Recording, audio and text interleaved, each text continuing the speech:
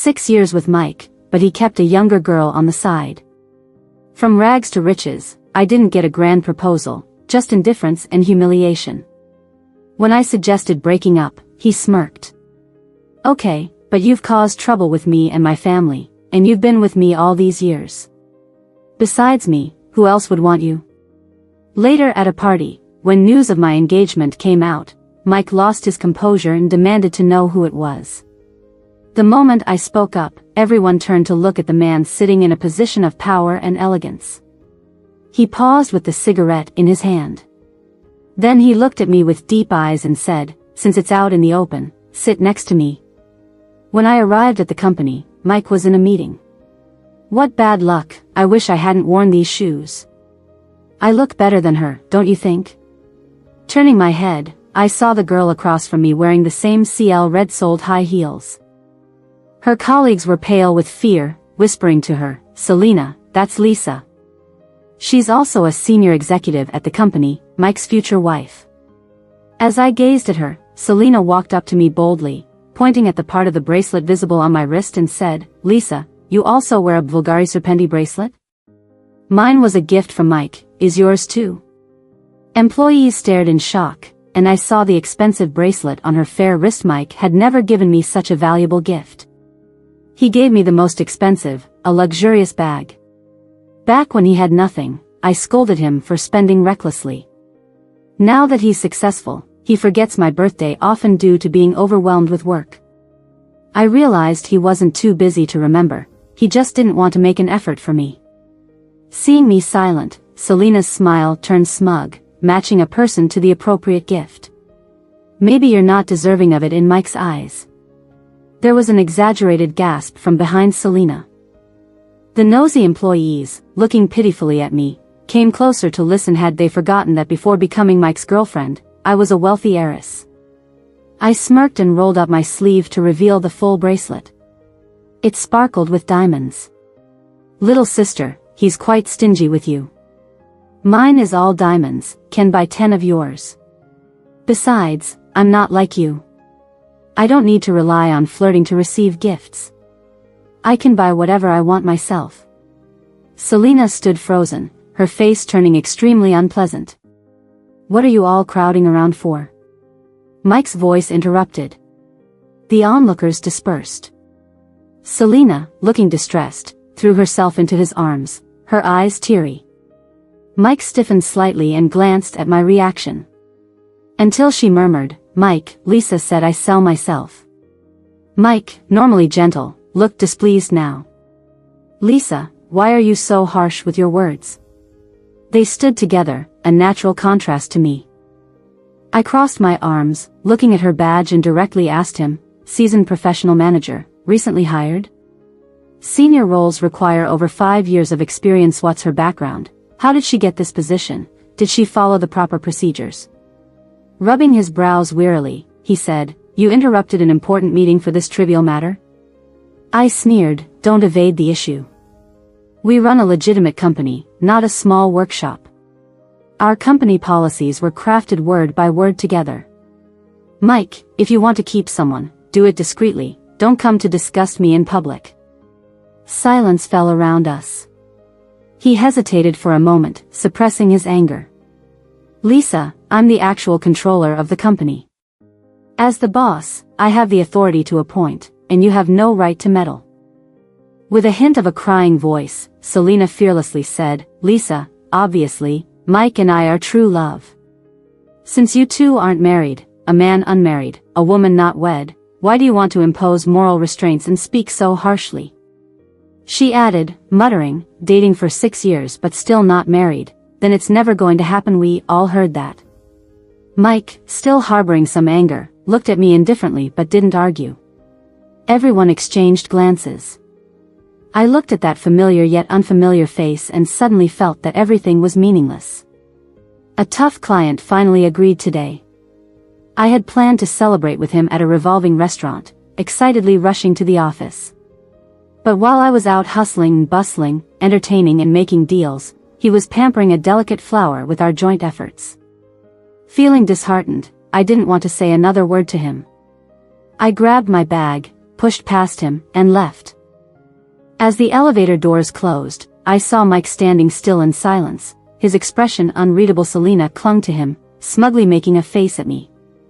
Being decisive, when I got home, I called the servant to pack my bags. While packing, I saw an old photo. Mike had his arm around me, holding a trophy high. We both looked vigorous and elated. 6 years ago, I boldly stayed with him to build his business. I had a falling out with my family, and my dad froze my cards and assets in anger. While Mike worked multiple part-time jobs, pulled all-nighters to finish reports, and hustled to give presentations, he never let me suffer and always pampered me like a daughter. But at his lowest point, when I passed by a cake shop window and took a second glance, he bought a cake with his part-time earnings despite claiming not to like sweet treats. One night, I woke up to find him not in bed. I found him in the kitchen nibbling on bread with cold water. I cried and asked him why, and he rubbed my head, laughing, saying he couldn't let me regret following him when he won an award and gave interviews. He always emotionally thanked me, saying he would always prioritize me. But Mike, they say there's a 7-year itch. We didn't even make it past 6 years. I took a deep breath and threw old photos into the trash. In the middle of the night, Mike came back. Seeing me still sitting on the couch, he pressed his temples anxiously. What do you want, after all? I calmly said, let's break up. I will transfer the company's shares, and you can exercise your right of first refusal. Mike stared blankly, looking around and realizing the emptiness in the room. Lisa, don't be silly. He embraced me and tried to kiss me. But I smelled a faint scent of gardenias from him, the same as Selena's. I recoiled and pushed him away. Disgusting, don't touch me. He turned cold. Why? Haven't I been good to you all these years? The stock options I gave you have multiplied in value. I coldly responded. It's only fair for you to give me those. If it weren't for my family's sponsorship in the early stages, the company wouldn't have survived until fundraising. He probably remembered his humble beginnings and showed a look of disgust. That's all in the past. Why do you keep holding on to it? Mike said, his tone turning disdainful. Lisa, I hate your pushy and calculating ways. He used to say he was lucky to have me manage things. Now he accuses me of being too calculating. Exhausted, I said, Mike, let's move on from each other. With a cold smile, he taunted, fine, but you caused trouble between me and my family and have been with me for so many years. Aside from me, who else would want you? He was confident that once I left, I would have nowhere to go. That's why he dared not to marry me for 6 years, seeking new love. This was the man I had loved for 6 years. His true nature was nauseating. As I pushed the door open, his indifferent voice came from behind. Lisa, be careful, you might regret causing a scene. I simply said, thank you for not marrying me. They say feeling sorry for a man is the beginning of misfortune. A month later, when I ran into him and Selena at the mall, I realized this series of misfortunes were far from over. Selena, who had taken over, was even more arrogant. As expected, she wanted to snatch the limited edition bracelet I had bought. Mike frowned. How much did you pay? I'll give you 3 times. I glanced at him indifferently and said, anything I like, she wants to take. I can let go of trash, but not anything else. Mike's jaw clenched, and he coldly ordered, pack up this entire row for me. The shop assistant gave me a pitying and apologetic look, collected the jewelry in front of me. Selena sneered, who do you think you are to show off? You've already left the company. You were kicked out by your family, and now Mike doesn't want you. You're alone and helpless. Why pretend to be rich? Save money for rent. Being kicked out by my family must have been something Mike told her. I almost laughed at his harsh words. Did he really think I caused trouble between him and his family? At that moment, another friend messaged me, inquiring about what had happened between me and Mike. I opened social media and saw Mike's post with Selena. Having been classmates and worked together with Mike, our social circles heavily overlapped. But his post had been up for half a day and hardly any mutual friends had interacted with it. I scoffed. As he indulged in love with a younger woman, he had forgotten about the company's business partners, all thanks to the connections I had made. I never expected that Mike would be so infatuated to the point of bringing Selena to public events. Selena, in her debut appearance, dressed like a fluttering butterfly, flitting around in the crowd. In this circle, where there were no secrets, everyone had heard about Mike's actions and looked down upon him as we exchanged cups and words. Curious or mocking glances were cast my way. The pampered rich girl leaving everything behind to be with a poor boy. I couldn't bear to sit there and listen to the dirty words. I took a deep breath, put on a smile, raised my glass, and prepared to socialize. "Lisa, have you caused enough trouble?" I raised my head to see Mike standing in front of me, looking displeased. "We lost several deals at the company again. When will you stop stirring things up?" The surroundings fell silent, with a mix of obvious and subtle glances aimed at me. I looked at him indifferently and said, "I've sold off all my shares." "Mr. Mike, are you still expecting me to work hard for you?" He looked incredulous. "After all, the company was co-founded by you. How could you be so irresponsible?" Selena, holding desserts, leaned in next to him, sneering, "Given the tough environment now, jobs are hard to come by. Mike kindly agreed to take you in, so don't act all high and mighty." She smiled sweetly. "You're getting old, you should change that bad temper. No one would want you." I got fed up with their pestering, so I just said, "I'm engaged, stay out of it." Selena chuckled. "Engaged? You really know how to joke." But Mike didn't laugh. Gripping his glass tightly, his face darkened. "With who?" As the silence lingered, Selena's smile turned more mocking. Whisperings filled the room. I felt like I had given a feeble excuse. Almost involuntarily, I looked at the man seated nearby and blurted out, "Johnny." The whole room fell silent in that instant. Everyone turned their gaze to the man at the table, elegant and powerful. A titan in the business world, able to command half the sky with just a wave of his hand. Johnny's hand holding the cigarette paused. Even his silent demeanor exuded an air of inapproachability. My heart trembled, but the words had already left my mouth, impossible to take back. I could only look at him imploringly. Those 3 seconds felt like 3 years. He looked at me with deep eyes. "Since it's out in the open, come sit next to me." Having gone through everything together, he still helped me. I breathed a sigh of relief and walked towards the main table. All eyes were on us, their astonishment undisguised. Under the intense scrutiny, Johnny remained composed, gallantly pulling out my chair and asking for utensils on my behalf. I whispered a thank you. Johnny nodded slightly, then turned to continue his conversation with those around him. I knew he was trying to ease my discomfort. The inquisitive gazes at the table made the atmosphere slightly awkward. Even though this was the circle I was born into, my current life seemed worlds apart.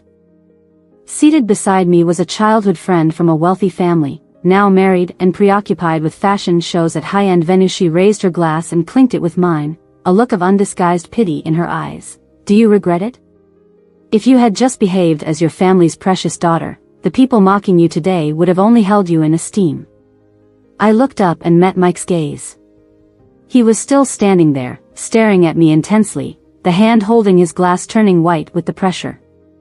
No matter how much Selena tried to pull him away, he remained unresponsive. I averted my gaze, smiling faintly as I retorted, "Why should I regret it? He is not my entire life, why should I let him define my entire existence?" She was taken aback. As I set down my glass, I saw a hint of a smile play across Johnny's lips. After 3 rounds of drinks, I made an early exit. But Mike was persistent and followed me closely. His face darkened as he looked at me. "Lisa, it was you who asked Johnny for help, right? How could he possibly be engaged to you?" At that moment, a stretch Maybach suddenly stopped in front of us. The door opened, and a middle-aged man stepped out. He separated Mike from me and respectfully said, "Lisa, Johnny asks for your presence in the car." I gave Mike a brief glance and got into the car. The interior exuded a woody fragrance. Johnny took off his suit jacket, assuming a relaxed yet elegant posture. He instructed the butler to lower the partition, turning the back seat into a private space. "Thank you." I paused, then added, "I'm sorry. I took advantage of your influence without your permission. Aren't you now relieved that we weren't engaged?" He was the scion of a business empire, accustomed to high status and always obliging. 6 years ago, I had been so ungrateful, rejecting the olive branch he extended. Johnny gazed at me with no hint of impatience in his eyes. He tapped the interior of the peach wood gently with his slender fingers and smiled subtly. "You did well at the banquet, right? Harmony in life is most important. Besides, I don't see anything wrong with you now." I didn't know much about Johnny. We graduated from the same school, with him being 2 years ahead of me, and only had a few brief encounters at events and school. Judging from the fact that he was still willing to engage in business with our company after I declined the marriage proposal, it seemed he harbored no ill feelings towards me. Now it seemed I had made the right bet. I whispered, "Johnny, are you interested in making a deal with me?" Stepping out of the elevator, the One Group's golden-lettered sign loomed before me. The One was an industry under Johnny's family. In my first week at work, I inadvertently overheard colleagues gossiping about me. Being appointed as a director at my young age, and being quite attractive, they suspected something fishy. Little did they know that Mr. Johnny, who looked so calm and collected, could not escape the call of temptation. Cindy, a round-faced girl, was particularly avid. I often see them in meetings late at night. It's probably. I called Cindy and asked her to take meeting notes. Pushing open the door to the meeting room, I met Mike's intense stare. Today was the day for client negotiations. As the person on Johnny's side who knew Mike's company best, I naturally took the lead. Selena sat next to him, rolled her eyes when she saw me.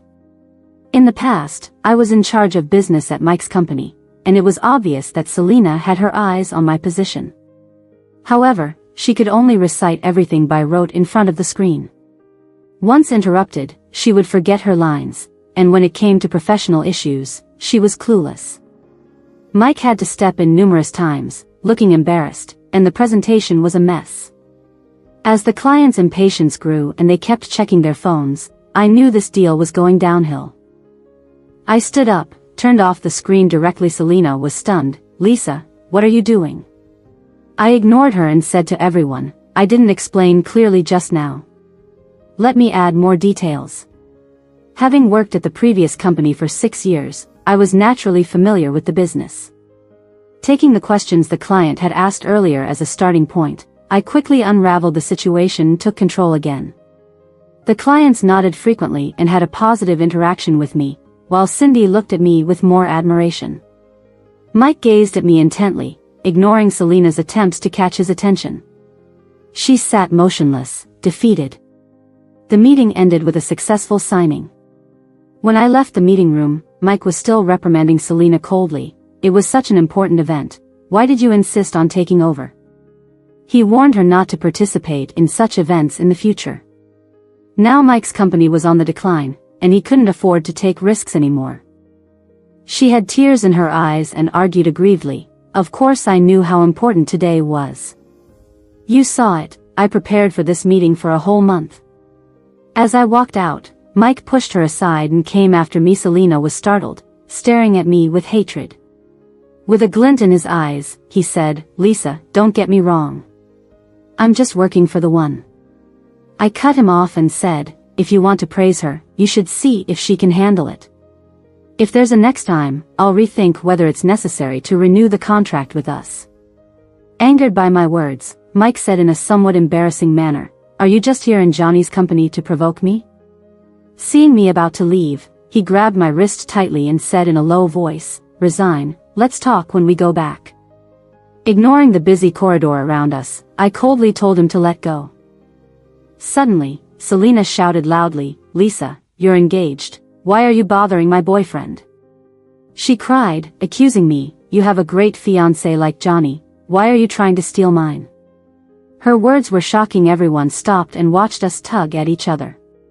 It felt like going back in time to 8 years ago.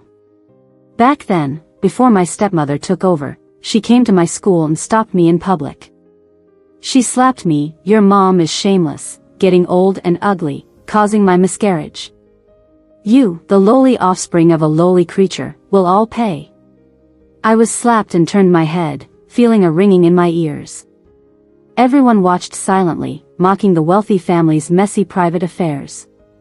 I was overwhelmed with shame. I resisted desperately, but my stepmother grabbed my hair like crazy. My school bag was taken away, books and items falling all over the ground.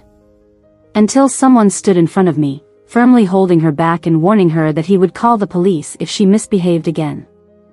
Shocked by the resistance, my stepmother shrank back and was helped away by the servants. He dispersed the onlookers and picked up all the scattered items from the ground, putting them back into my bag. He handed it to me, saying, "It's not your fault." I looked up dazedly. The twilight glow colored Mike's handsome and warm face. He was the one who saved me from the nightmare, and I always had a bit of a filter on him. But now, the person who saved me was repeating the nightmare with me. Mike watched Selena causing a scene with a cold gaze. From now on, he truly cut ties with his past, 8 years ago. Losing all patience, I immediately had Cindy call the security hotline. I said expressionlessly to Mike, "If you don't leave now, things will get ugly. Don't regret it." Mike sneered, took Selena and left. Cindy, who had seen it all, muttered, "A pair of lunatics." News of my special relationship quickly spread, and everyone's expression towards me became subtle. Until I completed the department's quarterly KPI in half a month and secured a difficult large deal simultaneously, there were rumors that Johnny and I graduated from the same Ivy League school, and despite being born into a wealthy family, I started from scratch, and the company had received Series C funding. Since then, they all looked at me in a different light. Cindy became my fan, saying sharply, "It's solved. Mr. Johnny is still that otherworldly Mr. Johnny. Who knew you were really having late-night meetings with Lisa?" I laughed at her words. As my phone buzzed, the assistant sent a message saying Mike's company's stock price had dropped to a trigger point and asked if I wanted to buy more shares. I spun my ring around and glanced at the financial report on my hand, saying calmly, "Not urgent, it hasn't hit rock bottom yet." The next day, Johnny announced that the outstanding employees of the year would go on a week-long trip to the Maldives. However, my colleagues looked puzzled, discussing how after so many years, they only just found out the company benefits included a company-sponsored trip. Cindy whispered to me, "Isn't it because of Lisa? Mr. Johnny noticed you've been in a bad mood recently, so he took you on this trip in the name of benefits." When she heard that I was going scuba diving with Johnny, she held a yellow rubber duck floa tie and asked, "Lisa, do you have an open water 50 certification?" She widened her eyes. "You still have time for diving?" I couldn't help but laugh. I love being underwater, with just the sound of my breath and bubbles around me when the water is above my head. We were lucky to encounter a hammerhead shark storm on our first dive.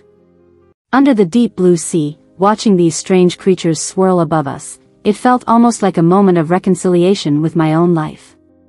Back on the yacht, after finishing work with Johnny, I got up to head back to my room. Just then, a wave hit the boat and I stumbled, falling into him. Johnny was sitting on the couch, relaxed, with water still dripping from his hair, exuding a certain tension. We locked eyes silently, his gaze darkening, the muscles in his beautifully shaped throat moving up and down. Actually, I really liked Johnny's type of face. His sharp phoenix eyes, chiseled profile, and extraordinary handsomeness. If he wasn't my intended fiancé, I would be happy to give it a try. Emotions fluctuated, but everything happened in an instant. As I tried to stand up, the apology was already on the tip of my tongue, but before I could say it, Johnny suddenly raised his hand, sliding his fingers through my hair and firmly holding the back of my head. I was pressed back onto his lap. His breath suddenly quickened, he lowered his head and gently captured my lips. The room was spacious, yet the air felt thin and the temperature rose slowly. I lost track of time, and faintly heard a knock on the door. It was Cindy calling Johnny to come have cake. While Johnny's lips and tongue lingered near my ear, a tingling sensation crept up to the top of my head. His long and sharply defined fingers wandered around. I lowered my head. The hem of my skirt had ridden up to my waist, and his shirt was all wrinkled. Feeling a sense of shame, I held my breath, lightly biting my lip to control the tide of emotions. After a while, with no response to the knocking, Cindy said, "Johnny and Lisa are not in the room, maybe they're on the deck." The sound faded as they walked away. Johnny returned to toy with my lips, gently reminding me with a soft laugh, "Lisa, breathe." Time flew by during the trip, and when Johnny took me back, I surprisingly felt a bit reluctant. Just as I was about to get off the car, he suddenly grabbed my wrist. "I'll take you somewhere." He led me to the front of a top luxury jewelry store, where the store manager and staff were waiting at the door, bowing to us. Johnny grinned casually. "You lost a ring in the Indian Ocean. Today we're here to replace it." I was stunned. It wasn't until that day when I returned to my room that I realized a ring I had worn for over 10 years was missing. The plain band ring was obviously not worth much, but I never expected him to care so much. It was a ring my dad gave me as a child. The reason I wore it daily was quite silly, to motivate myself that if I didn't work hard, would end up getting married and going back. At that moment, I heard a familiar voice, "Lisa?" I turned around, and Mike and Selena stood to the side, carrying shopping bags, clearly just being escorted out of the store. Johnny's hand was still around my waist, and upon seeing the others, he tightened his grip. Mike seemed a bit taken aback.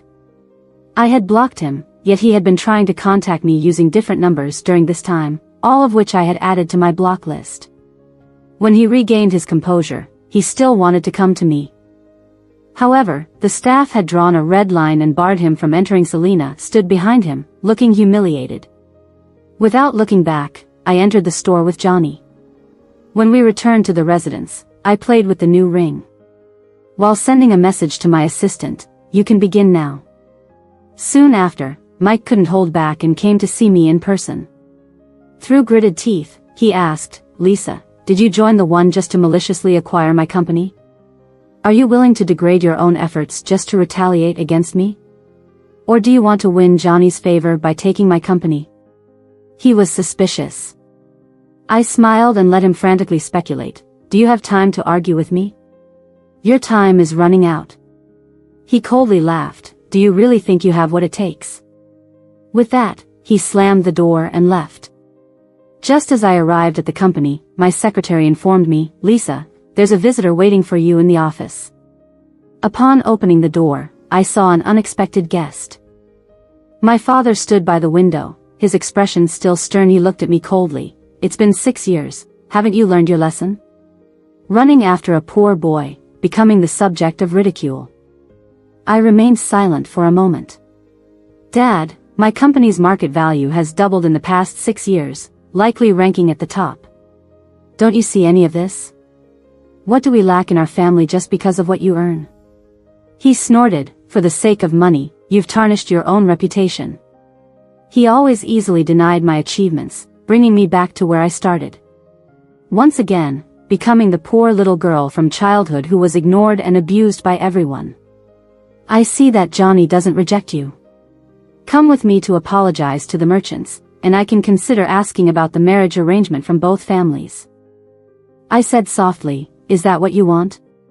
To see me walk the same path as you and Mom?" He was stunned, then grabbed the heavy folder on the table and threw it at me, angrily saying, "How dare you interfere in my affairs?" I couldn't dodge in time and raised my hand to block. My arm stung as a long cut appeared. He was still furious. "Fine, I will continue to freeze your cards, block your assets. No company will dare to hire you. Outside of here, no one will give you a job." My eyes welled up, the room gradually became blurry. I chuckled. Hasn't it been like this for the past 6 years? From my assets being frozen upon graduation, to my company facing roadblocks in financing, and now resigning, even if I had a pleasant job interview, the employers would avoid my gaze and politely send rejection emails. If it wasn't for Johnny showing up out of nowhere, perhaps he would have seen me in a more desperate state.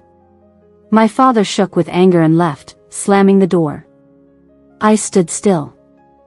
I was the product of a marriage, with my parents always at odds with each other since I can remember. The whole farce finally came to an end before my graduation, with my mom moving overseas and my stepmother, the mistress, taking her place in the household. When I was humiliated by my stepmother, my dad always turned a blind eye. But he showered his son, only a year younger than me, with all the affection. I realized he didn't dislike children, just me. He had his son join the family company right after he graduated. But when I graduated, my dad forced me to marry Johnny. Our family wasn't as prominent as theirs, and he was ecstatic to climb the social ladder through this marriage. It dawned on me that he had insisted on providing me with a top-notch education, graduating from a prestigious school, just to sell me off. I didn't want to be a commodity, repeating my mom's mistakes, juggling with various mistresses every day. In an act of rebellion, I chose to be with a driven poor young man. My father looked down upon as my phone buzzed. I read the message and silently smiled. The show was about to begin.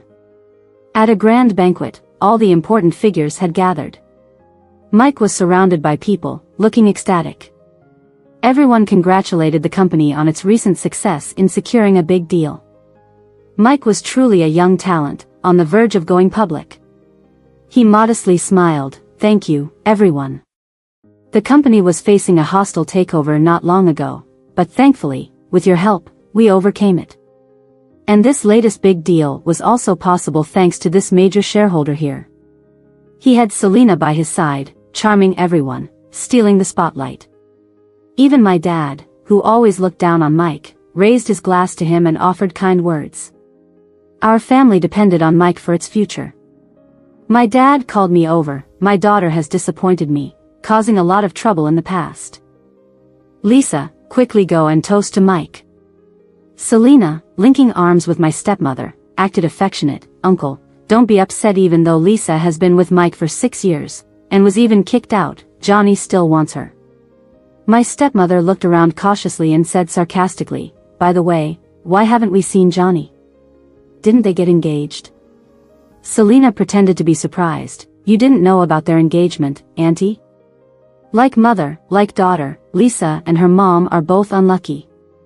There was a loud laughter all around. I glanced lightly at them. My dad frowned at me. "Lisa, you've been too stubborn these years." Quickly apologized to Mike. Mike was sitting on the sofa, casually swaying his glass of red wine, looking at me calmly. "Lisa, beg me, and I might consider forgiving the past." Seeing me remain silent, my dad reached out and pushed me. I stumbled, about to be embarrassed in public, but was steadied by someone's firm grasp. I looked up and met Johnny's cold eyes, and he held me by my waist. "I'm here." Mike's face darkened. He couldn't afford to offend anyone. My stepmother paused, quickly putting on a smile. "Oh, Johnny is here. You two are back together then, aren't you? If you ask me, you should have married each other long ago." Johnny stared at her with a smirk. "I was the one pursuing Lisa, and she hasn't said yes to me yet. She said we were engaged to save face for me." She chuckled nervously. Is that so?" Selena gritted her teeth and glared at me. At that moment, a middle-aged man entered, and Mike hurried over. "You're here." He introduced him to the others as the major shareholder of the company. The man, however, reacted coolly, walking straight to my side. "Boss, all the paperwork is done." The atmosphere suddenly froze. Mike's smile stiffened on his face. He turned around, looked at me with quivering voice. "Lisa, what does this mean?" I wiped my hands calmly, poured myself another glass of wine. I was the hidden shareholder, and he was just holding my shares on my behalf from start to finish. Your business partner, the white angel you've been dreaming of, was me. I never intended to hand over my hard work to someone else. I just wanted. I tilted my head slightly, thought for a moment, and chose an appropriate adjective to address my father and son. "Now, I am the major shareholder of this company." I clinked glasses with him, smiling. "Mike, thank you for all your hard work for the company. Cheers." Mike widened his eyes, looking pale. He even stumbled backward, nearly tripping. Behind him, Selena knocked over a bottle of red wine. Everyone in my family looked extremely unhappy. I glanced around, laughed heartily, downed my glass of wine. Growing up in such a materialistic and twisted environment, how could I ever believe in love firmly? From the day I discovered that Mike was cheating, I started planning. Pretending to be weak, disillusioned, I slyly sold my shares and gradually withdrew from the company. Entering the one later was just to lower their guard. And the acquisition offer from the one was a smoke bomb. All to make Mike panic and act recklessly, forcing him to cut off all ties, and selling his own company at a low price. From beginning to end, I was just waiting for the right moment to make my move. After the dinner party, I went to Johnny's suite and handed him a stock transfer agreement. "Johnny, it's been a pleasure doing business with you. When we first made our deal, it was a mutually beneficial arrangement. He allowed me into his company and provided me with resources. I promised Johnny a share of the stock once I closed this deal. With his help, my plan went much smoother, and I managed to lower the acquisition offer significantly. Working at the one during this time, the department structure was clear, processes were standardized, and I benefited greatly from his management style." Johnny sat on the couch by the window, his long legs crossed, a cigarette dangling from his lips. As I turned to leave, he grabbed my wrist. "Lisa, I haven't agreed to end it here," he said. I looked into his deep eyes as I turned back, leaned in, took the cigarette from his lips, and inhaled deeply. "So, Johnny, what do you have in mind?" I asked. His lips brushed against my ear. "The last time, we didn't finish what we started. You're not one to leave things half done." I smiled. That might not be a bad thing for me. I admit, I did desire his body. Sitting on top of him, looking out at the city lights, with massive luxury brand logos hanging outside the window, enveloped in his scent, our body temperatures rising. Johnny's voice was as rich as a cello to begin with. In his melodic breathing, I felt like I was on cloud nine. The next day at work, Mike was waiting for me at the company's entrance, but I ignored him. He was still waiting outside when it was pitch dark. In the freezing temperature with snowflakes falling, his cheeks were bright red. Johnny asked me, "Do you still want to see him?" I had no doubt that if I declined, he would have someone escort Mike out on the spot. Final words were necessary. He nodded. "I'll be smoking nearby. Just call me if you need me." As I approached, Mike was almost in tears of joy. "Lisa, you finally agreed to see me. I know I've made a huge mistake. I've neglected you all these years, so I've prepared gifts for you to make up for the past 6 years." He took out a jewelry box, recounting our past, explaining the origins of each gift. Watching him speak, I couldn't deny his extraordinary qualities. Mike, a poor boy, had managed to rise to the same level as us, which was no small feat. Besides rebelling against fatherly authority, I genuinely admired his talent. I happily found a man who was nothing like my father, but eventually, I watched him slowly transform into my father's image. He hid it well, the most refined selfishness. Having run out of patience, I interrupted him. "Is it so cold that you're here just to revisit past memories?" I asked. He paused, a bitter smile on his face, his voice hoarse. "We can never go back, can we?" He trembled as he pulled out a photo from his pocket, the same one I had thrown in the trash. I had torn it up, but he had picked up the pieces, glued them back together. I looked at him coldly. Why bring back something that was thrown away? It's so dirty. His eyelashes trembled. Mike closed his eyes, his voice cracking as he confessed, "Do you know? No matter how far I went, in front of you, I was always inferior. I could never reach your circle, even if I stood on tiptoes or jumped. I scrimped and saved to buy you luxury bags, only for you to carry them shamelessly. It was only in the presence of other women that I could find dignity and superiority." He opened his eyes, pleading with me. "But, Lisa, I never once thought of marrying anyone else. I only ever loved you." I took the photo from his hand and tore it up again. "Can your inferiority serve as an excuse for your infidelity and disrespect towards me?" Thinking I was isolated and alone, he paraded around with another woman. Realizing I had the upper hand, he came back to beg for mercy. I scattered the pieces on his face, speaking condescendingly. Mike, you're truly despicable. He clenched his fists, his eyes red with anger. When my father visited again, I was busy restructuring the company. The man in front of me, half his hair turned white, now showed signs of powerlessness. Our family business had not been doing well over these years, and now I had a firm grip on his lifeline. He sighed, no longer on his high horse. Lisa, I can make concessions and not arrange your marriage. Or if you want to join the company, I can make that happen. You're just like me in your stubbornness. Daughters really are the closest, I said, sitting in my position, looking at him with a smile that wasn't really a smile. Dad, but what I want is not that declining company on the decline. We're all businessmen, so let's not beat around the bush. It's well known that our family's products have an inflated brand value but low quality. I reached out and tapped on his quote list, scoffing, Dad, if this is your sincerity, then don't contact me in the future, contact my agent first. In his irritated yet restrained expression, I had Cindy see the client out. After he left, Cindy respectfully said to me, Lisa, have you heard? Mike is suing Selena. I smirked. A week ago, I fired Mike and Selena.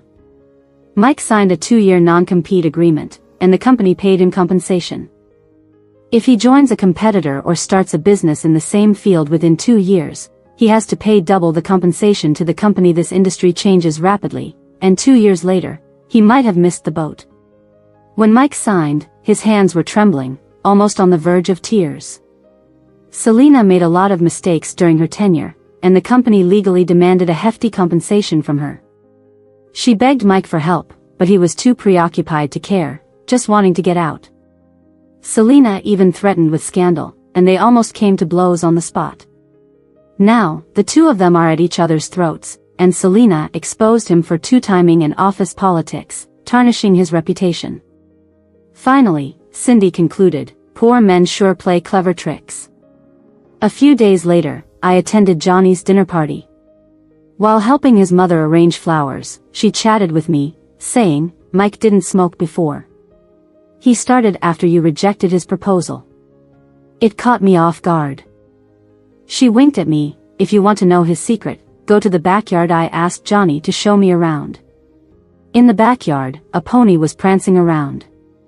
Seeing its markings, I recognized it as the little foal I picked out when I visited their home in my childhood. My heart felt a pang. I looked up at Johnny in a daze. I had thought that our night of passion was just an unspoken indulgence for both of us. But to him, it seemed like a long-planned move.